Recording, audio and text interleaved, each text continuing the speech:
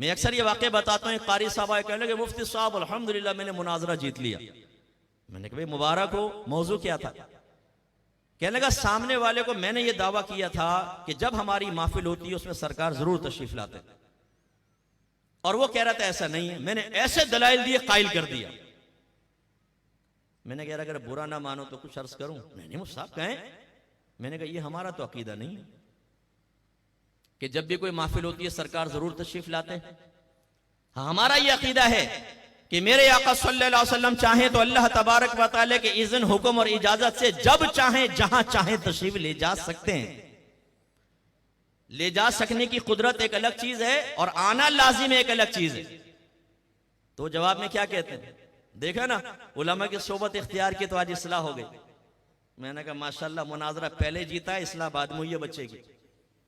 یہ ہم سنیوں کا حال ہے کہ سامنے والوں پہ تنقیدیں کرو، انہیں گستاخ رسول قرار دو، انہیں گستاخ صحابہ قرار دو، لیکن جب وہ پوچھیں کہ اس پہ دلیل دو ہمیں نہیں معلوم. تو بھائی کیوں نہیں سیکھتے آپ علم؟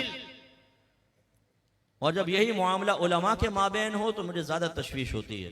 اچھا علماء جب میں کہتا ہوں تو اکابر مراد نہیں ہوتے، اصاغر مراد ہوتے ہیں. یہ بھی میں آپ کو عرض کر دوں. اکابر کو کوئی چیلنج نہیں کر سکتا، وہ ماشاءاللہ کام کر رہے ہیں.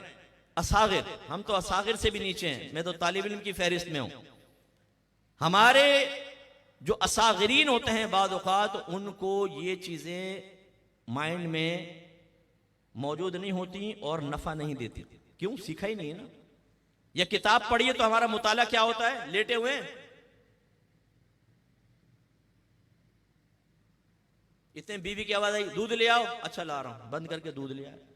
پھر آ کر بیٹھے، پھر جھونکے کھا رہے ہیں، بند کر کے رکھ دی، سو گئے.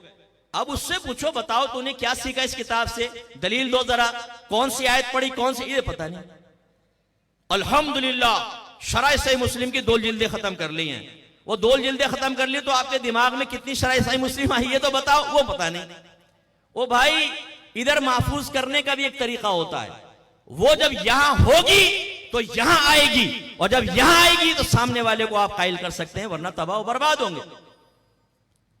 تو میرا صدمہ اور درد یہ ہے کہ اہل علم اگر نقص پر راضی ہو کر اسی طرح زندگی گزاریں گے کبھی آپ کامل نہیں ہو سکتے، اور کبھی جو امانتیں اللہ نے آپ کو دی تھی نعمتیں ان کا حق ادا نہیں کر سکتے، اور وہ امانت کا حق ہو سرکار کی امت تک نہیں پہنچا سکتے، اور یہ عظیم نقصان ہے.